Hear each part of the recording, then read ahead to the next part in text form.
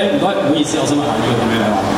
胡山啊，胡世賢先生，我想問一樣嘢，你知唔知乜嘢叫公投，咩叫補選啊？我就想問呢樣嘢嘅啫。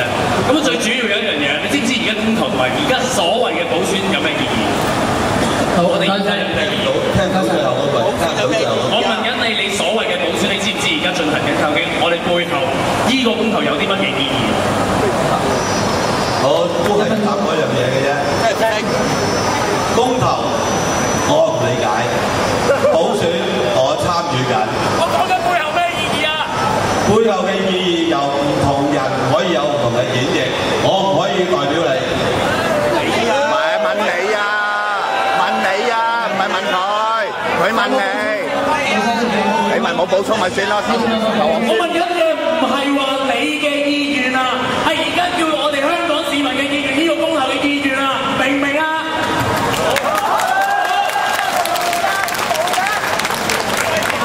胡世全有冇補充？如果冇我就先。OK， 好啦，下位繼續。我哋黑色T-shirt嗰位。有名。我今日見到細柱驚㗎。胡世全，我聽咁耐就知你講得差嘢。你話呢個細規模，佢300人參加到，你話細規模，唔通800人要大規模啊？仲有你會證明4福音全部係100% 準確㗎？如果你證明唔到，唔該你退出啦。你有咩6四冇證據？嗰西洋菜街市民唔該你聽清楚啊！你睇下中共就係產生呢啲咁嘅人出嚟選舉啊！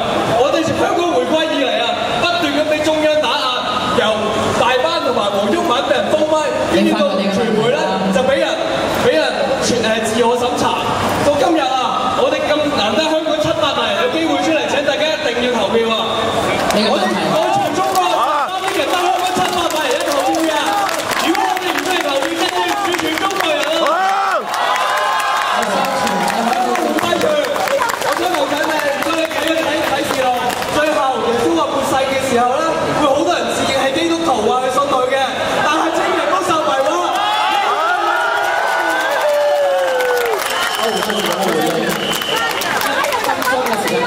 第一，我分2個答案，因為佢問緊2個嘅問題，所以大家請冷靜少少。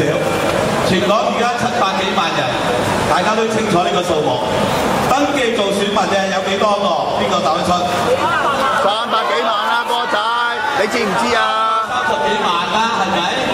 咁我哋330幾萬登記咗，點可以用700萬嘅票去投咧？請問呢位先生。點解要登記做選民啊？你答我呢個問題，答我呢個問題。點解要登記先至可以投票？大家眼前啲可以聽清楚。搞清楚。冇登記做選民嘅咧，唔可以去投票嘅。你解釋啦。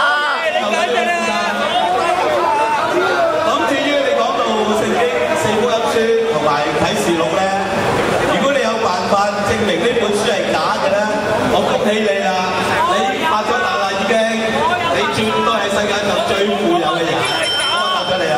劉總，請後面嗰位知識生耶穌講緊，你問邊位啊？唔好意思，你猜先。這裡是我好好的聖靈，你們把他們查我了。胡世全，我俾個最簡單問題，你如果做咗立法會議員，你會唔會要求嗰啲精神病患者6個月嘅排期變成1個月內？如果你唔係嘅話，你唔夠紅我去即時俾我瞓一半覺，你喺度走啊，係咪？最後516投票。好。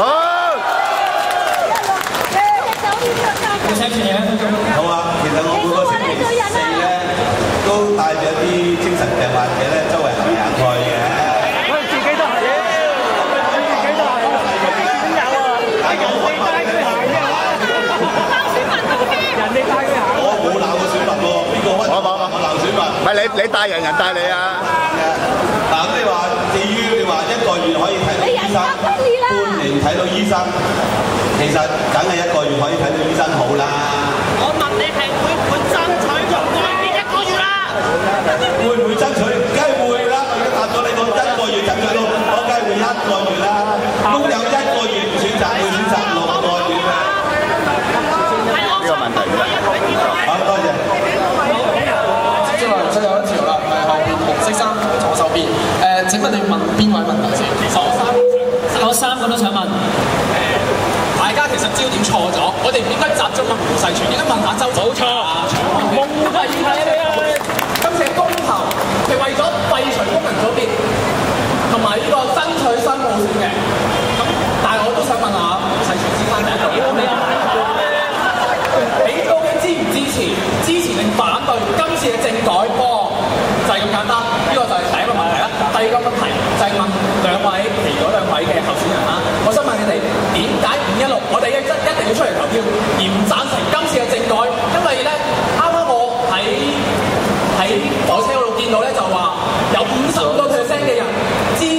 政改方案。咁點解55%嘅人咁點解我哋都要繼續走去支持？點解要走出嚟去投你哋票咧？每位候選人會有1分鐘。先請胡世傑答咗第一個問題先啦，1分鐘。好啊，咁呢個政改實在太保守啦，絕對唔係主流嘅民意嚟嘅。咁其實政府咧係根據主流民意咧，應該定下普選路線圖，同埋咧要對呢個政改咧有所承擔。咁好多人就話：喂，2012得好唔好？我梗係贊成2012得啦。咁但係如果你話2012真係冇啦，咁你唔要2017嘅，咁你要啲咩咧？所以我係支持，如果呢個政改係可以通過嘅，大家向前下一步。多謝大家。好，跟住就俾周庭去答跟住嗰個問題。長毛先 ，OK， 好，1分鐘。點解要投票？你一投票嘅時候，有 mandate 咯，越多票數支持呢一個盡快實行真普選廢除個組別，就令到立法會裏邊嗰啲泛民主派嘅叛徒係更難係呢個出賣嘅第一。第二就係話喺下一階段爭取嘅時候，呢個共產黨係再唔能夠好似前咁樣講，就係話香港嘅主流民意係唔贊成盡早實行呢個真普選嘅，呢個就係全部投票嗰個秘密。第三個就係不單止為下一代投，亦都係為上一代投，因為上一代醫藥同埋退休咁差，就小圈子選舉搞出嚟，所以唔係淨係為下一代，為上一代，為下一代，為自己。好。周庭，你有一分鐘。其實我諗要講嘅長毛都講咗啦，因為其實而家政改嘅問題，以往啲保皇派最叻咧就係話民生經濟就緊要過民主，我哋搞好經濟先啦。嗱，呢啲真係困鳩你，擺明啦。